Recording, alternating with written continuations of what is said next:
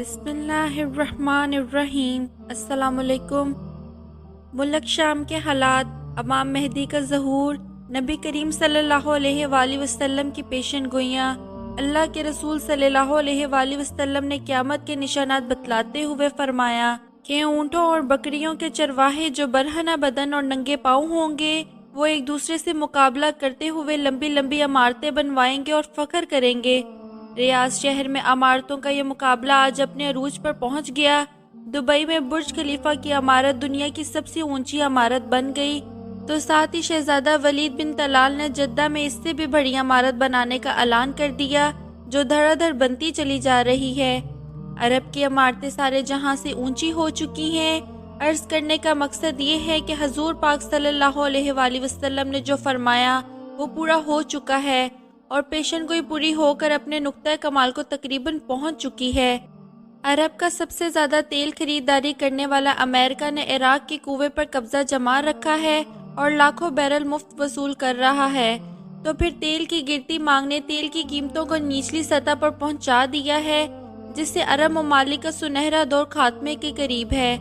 سوال پیدا ہوتا ہے، اس زوال کے بعد کیا ہے؟ اللہ کے رسول صلی اللہ علیہ وآلہ وسلم کی ایک اور حدیث یہ ہے کہ قیامت سے پہلے سرزمین عرب دوبارہ سرسبز ہو جائے گی۔ سعودیہ عرب اور امارات میں بارشیں شروع ہو چکی ہیں، مکہ اور جدہ میں سیلاب آ چکے ہیں۔ عرب سرزمین جسے پہلے ہی جدید ٹیکنالوجی کو کام میں لا کر سرسبز بنانے کی کوشش کی گئی ہے، وہ قدرتی موسم کی وجہ سے بھی سرسبز بنتی جا رہی ہے۔ سعودی عرب گندم میں پہلے ہی خود کفیل ہو چکا ہے، اب وہاں خشک پہاڑوں اور بارشوں کی وجہ سے سبزہ اگنا شروع ہو چکا ہے۔ پہاڑ سبز ہونا شروع ہو گئے ہیں۔ بارشوں کی وجہ سے آخرکار حکومت کو ڈیم بنانا ہوگا، جس سے پانی کی نہریں نکلیں گی، ہریالی ہوگی، فصلیں لہلہائیں گی۔ یوں یہ پیشن گوئی بھی اپنے تکمیلی مراحل سے گزرنے جا رہی ہے۔ جو حضور پاک صلی اللہ علیہ وآلہ وسلم نے فرمایا، اسے ہم اپنی آنکھوں سے دیکھنے جا رہے ہیں۔ اگر احادیث پر غور کریں تو مشرق وسطیٰ کے زوال کا آغاز ملک شام سے شروع ہوا، لیکن شاید عرب حکمران یا تو یہود و نصارہ کی چال سمجھ نہ سکے یا بے رخی اختیار کی، لیکن وجہ جو بھی ہو یا نہ ہو، سرکار دو عالم صلی اللہ علیہ وآلہ وسلم کی بتلائی ہوئی علامات کو ظاہر ہونا ہی تھا۔ حدیث کے مطابق رسول پاک صلی اللہ علیہ وآلہ وسلم نے فرمایا، جب اہل شام تباہی اور بربادی کا شکار ہو جائیں تو پھر تم میں سے کوئی خیر باقی نہ رہے گی۔ عزیز دوستو، یہاں پر میں عرض کرتی چلوں کہ کسی دور میں عراق، لبنان، یمن، فلسطین، شام، ان تمام ممالک کو شام کہا جاتا تھا۔ محترم عزیز دوستو، یاد رکھیے، احادیث مبارکہ کی روح سے شام اور اہل شام سے امت مسلمہ کا مستقبل وابستہ ہے۔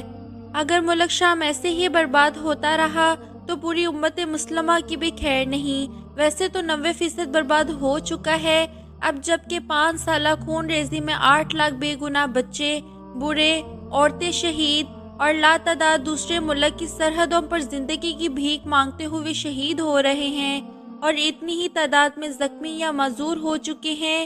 لہٰذا شام مکمل تباہی کے بعد اب نزاع کی حالت میں ہے۔ اس حدیث کے حساب سے عرب ممالک کے سنہرے دور کے خاتمے کی اہم وجہ ملک شام کے موجودہ حالات ہیں۔ گویا نبی کریم صلی اللہ علیہ وآلہ وسلم کی ایک اور پیشن گوئی کی علامت ظاہر ہو رہی ہے یا ہو چکی ہے۔ یاد رکھیے کہ ملک شام کے متعلق اسرائیل، روس اور امریکہ نے جو بھی جھوٹے بہانے بنائے ہیں، لیکن ان سب کا اصل ہدف جزیرۃ العرب ہے، کیونکہ کفار کا عقیدہ ہے کہ دجال مسیحا ہے۔ اس وجہ سے یہ لوگ دجال کے انتظامات مکمل کر رہے ہیں، جس کے لیے عرب ممالک میں عدم استحکام پیدا کرنا، کیونکہ ملک شام پر یہود و نصارہ قبضہ کرنا چاہتے ہیں، اور یہ ہو کر رہے گا۔ حضرت امام مہدی علیہ السلام کے ظہور سے قبل چنانچہ کتاب فتن میں ہے کہ آخری زمانے میں جب مسلمان ہر طرف سے مغلوب ہو جائیں گے، مسلسل جنگیں ہوں گی، شام میں بھی عیسائیوں کی حکومت قائم ہو جائے گی۔ علماء کرام سے سنا ہے کہ سعودیہ، مصر، ترکی بھی باقی نہ رہے گا، ہر جگہ کفار کے مظالم بھر جائیں گے، امت آپس میں خانہ جنگی کا شکار رہیں گے۔ خلیجی ممالک، سعودی عرب وغیرہ میں بھی مسلمانوں کی باقاعدہ پرشوکت حکومت نہیں رہے گی۔ خیبر الخیر سعودی عرب کا چھوٹا شہر مدینہ منورہ سے 170 کلومیٹر کے فاصلے پر ہے۔ اس کے قریب تک یہود و نصارہ پہنچ جائیں گے اور اس جگہ تک ان کی حکومت قائم ہو جائے گی۔ بچے کچھ مسلمان مدینہ منورہ پہنچ جائیں گے۔ اس وقت حضرت امام مہدی علیہ السلام مدینہ منورہ میں ہوں گے۔ دوسری طرف دریائے تبریہ بھی تیزی سے خشک ہو رہا ہے، جو کہ مہدی علیہ السلام کے ظہور سے پہلے خشک ہوگا۔ اس لیے جب مشرق وسطیٰ کے حالات کو خصوصاً مسلمانوں اور ساری دنیا کے حالات کو دیکھتے ہیں تو صاف نظر آتا ہے کہ دنیا ہولناکیوں کی جانب بڑھ رہی ہے۔ فرانس میں حملوں کے بعد فرانس میں عالمی جنگ کی بات کر چکے ہیں۔ سوال پیدا ہوتا ہے کہ اس عالمی جنگ کا مرکز کون سا خطہ ہوگا؟ واضح نظر آ رہا ہے کہ مشرق وسطیٰ متوقع ہے۔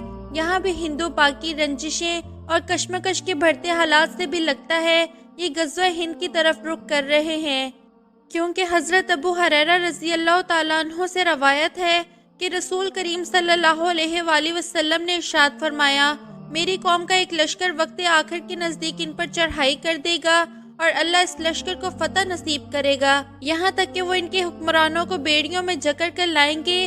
اللہ اس لشکر کے تمام گناہوں کو معاف کر دیں گے، پھر وہ لشکر واپس رخ کریں گے اور شام میں موجود عیسیٰ ابن مریم علیہ السلام کے ساتھ جا کر مل جائیں گے۔ حضرت ابو ہریرہ رضی اللہ تعالیٰ عنہ نے فرمایا، اگر میں اس وقت تک زندہ رہا تو میں اپنا سب کچھ بیچ کر بھی اس لشکر کا حصہ بنوں گا، اور پھر جب اللہ ہمیں فتح نصیب کرے گا تو میں ابو ہریرہ جہنم کی آگ سے آزاد کہلاؤں گا۔ جب میں شام میں پہنچوں گا تو عیسیٰ ابن مریم علیہ السلام کو تلاش کر کے انہیں بتلاؤں گا کہ میں محمد صلی اللہ علیہ وآلہ وسلم کا ساتھی رہا ہوں۔ رسول پاک صلی اللہ علیہ وآلہ وسلم نے فرمایا اور کہا، بہت مشکل آنے والے ادوار بڑے پرفتن نظر آتے ہیں، اور اس کے متعلق بھی سرکار دو عالم نے فرمایا تھا کہ میری امت پر ایک دور ایسا آئے گا جس میں فتنے ایسی تیزی سے آئیں گے جیسے تسبیح ٹوٹ جانے سے تسبیح کے دانے تیزی سے زمین کی طرف آتے ہیں۔ لہٰذا اپنی نسلوں کو ابھی سے تربیت اور ایمان کی فکر فرمائیں، موبائل کے بے جا استعمال سے، دیر رات تک جاگنے، فیشن اور یہودی انداز اپنانے سے، نمازوں کو ترک کرنے سے روکیں، ورنہ آزمائش کا مقابلہ دشوار ہوگا۔ محترم دوستو، آج کی ویڈیو میں تھا بس اتنا ہی۔ ویڈیو پسند آنے کی صورت میں لائک اور شیئر کیجیے، اور اگر چینل کو سبسکرائب نہیں کیا تو سبسکرائب کر کے بیل نوٹیفیکیشن کو آن کر دیں۔ شکریہ۔